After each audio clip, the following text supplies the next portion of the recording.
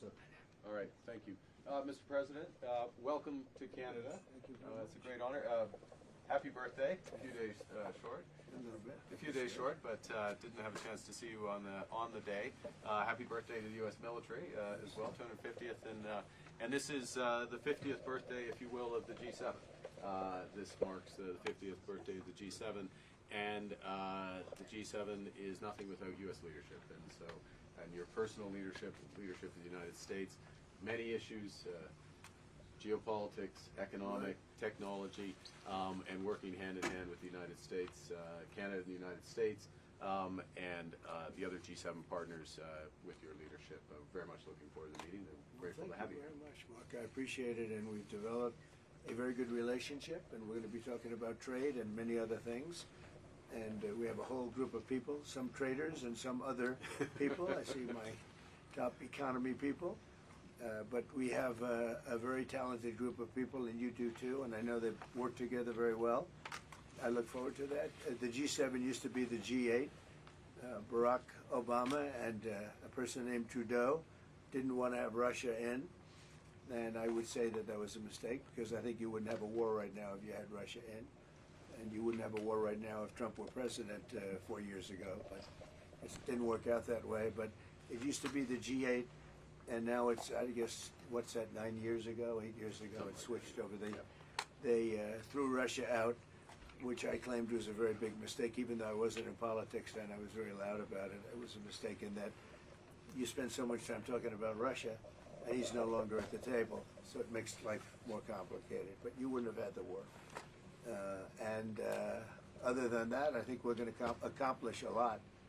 And I expect to. And I think our primary focus will be trade and trade with Canada, and I'm sure we can work something out. Yeah, very good. Thank you very much. Yeah, so much. Thank you very much. Mr. President, holding up a deal with Canada?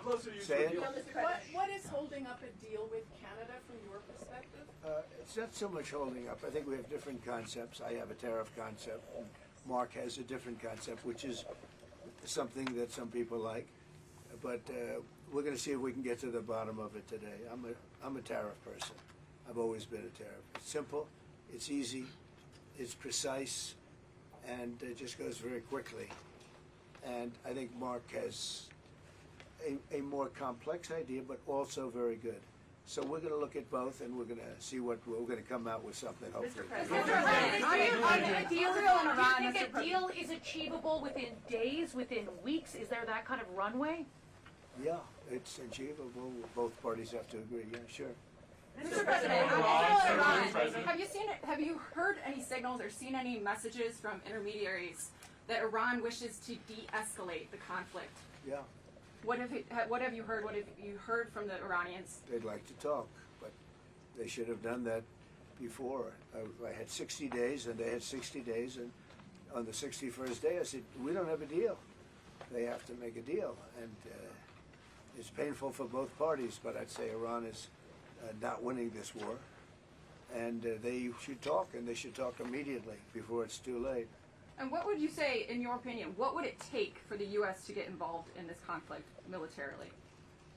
I don't want to talk about that. And you mentioned Putin. Do you think that he should have a seat at the G7 today, that it should be the G8?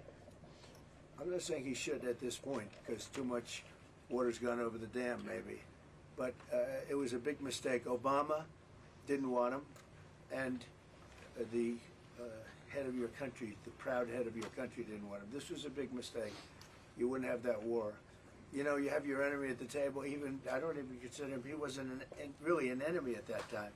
There was no concept. If I were president, this war would have never happened. But likewise, if he were a member of what was called the G8 at that time, it was always the G8. You wouldn't have a war right now. Why not? What material support and what intelligence support are you providing Israel? We've always supported Israel. We have for a long period of time, strongly. And Israel's doing very well right now. Why not have China at the G8? Why not have China here, the biggest economy in the world after the United States? Well, it's not a bad idea. I don't mind that. If somebody wants to suggest China coming in, I think we suggest. But you want to have people that you can talk to. You know, they don't talk. Putin speaks to me. He doesn't speak to anybody else. He doesn't want to talk. because he was very insulted when he got thrown out of the G8, as I would be, as you would be, as anybody would be. He was very insulted. And, I mean, he was thrown out by Trudeau, who convinced one or two people, along with Obama. He was thrown out, and he's not a happy person about it, I can tell you that. He basically doesn't even speak to the people that throw him out, and I agree with him. On immigration, why are you ordering ICE to target Democratic inner cities? What's behind that? I don't know what you're saying. You did a post last night where you said you want ICE to really target Democratic. Yeah, I want them to focus on the cities, because the cities are where you really have what's called sanctuary cities, and that's where the people are. I look at New York, I look at Chicago. I mean, you got a really bad governor in Chicago and a bad mayor, but the governor's probably the worst in the country, Pritzker. But I look at how that city has been overrun by criminals, and you know, New York and LA, look at LA. LA, those people weren't from LA, they weren't from California, most of those people, many of those people, and yeah, that's a focus. Biden allowed 21 million people to come into our country. Of that, vast numbers of those people were murderers, killers, people from gangs, people from jails. They emptied their jails out into the U.S. Most of those people are in the cities, all blue cities, all Democrat-run cities, and they think they're going to use them to vote. It's not going to happen.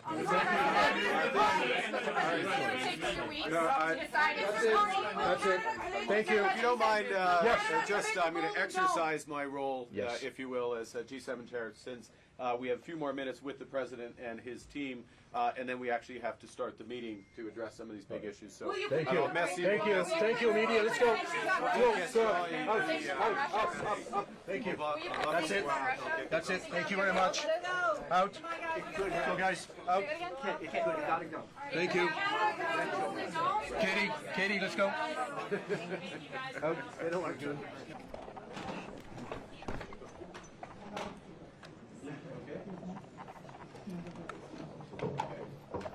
Good morning, everyone. Welcome to the Canada and the 2025 G7 Leaders Summit. I'm pleased all leaders are here, honored by your presence. In my home province, Alberta, in the heart of the Canadian Rockies, I note that we are also meeting on Treaty 7 territory. These are the traditional lands of the Blackfoot Confederacy, the Stoney Nakoda Nations, and the Tsuut'ina First Nations. And we're gathering at one of those turning points in history. I think we all recognize that turning point where the world looks to this bill for leadership. 50 years ago, in France, a group of leading industrial nations got together in the face of global economic and financial crisis, the end of the international monetary system is known, stagflation threatening, challenges in the Middle East, geopolitical challenges in the Middle East, and it was the frank, informal discussions around that table, the rendezvous, that led to a long period of decisions and prosperity at that time. Alors, nous avons la chance d'avoir le doyen du G7 avec Monsieur le Président maintenant. And then following the fall of the Berlin Wall, the G7 gathered to integrate those countries that had been behind the Iron Curtain of communism and to accelerate the flow of capital and trade to the developing world. 23 years ago, the G7 met here in Canada, we were just talking about. And that was when the world was still reeling from the aftershocks of 9/11, another turning point in history. And amongst the many decisions taken were control of the spread of weapons of mass destruction, a subject we'll be coming back to. So as I said, we're meeting at one of those hinge moments, those turning points in history. The world's more divided and dangerous. Hostile states and terrorists have expanded their capabilities and their reach, threatening global security in our local communities. Global commerce, energy systems, even intelligence are all being rewired. En tant que membre du G7, nous avons la possibilité de façonner le monde de demain. Un monde plus sûr, plus prospère, plus juste et plus libre. Mais le G7 doit s'adapter arriver assez fin. Nostalgia isn't a strategy. We have to change with the times and to build a better world. And some of you, such as you, Mr. President, have anticipated these massive changes and are taking bold measures to address them. All of us around this table are reinforcing our militaries and security services for the new world. But we all know that there can be no security without economic prosperity, and no prosperity without resilience. And in a world where shocks flow across the borders, that resilience comes from cooperation. Cooperation around, it starts around this table. Cooperation that can lead to the new era of prosperity, energy security, critical minerals, artificial intelligence, quantum, combating human smuggling, and transnational repression. So we will have open, frank discussions over the course of the next 2 days. We might not agree on absolutely every issue, but where we will cooperate, we will make an enormous difference for our citizens and for the world, and bring the next era of prosperity, I hope, to the benefit of those we serve. Avec tout cela, merci beaucoup aux membres de l'IDEA. Thank you, colleagues. We have some work to do, which will begin in a moment. Thank you. What's the state of the draft resolution on Iran? Thank you very much. Thank you. Any agreement on All right. that? Thank you. Thank you. All right, guys. Peter, you ready? Let's go. Thank you. Mr. President, I want to go with Thanks, guys. Come on. Thanks, guys. Thank you. Thank you.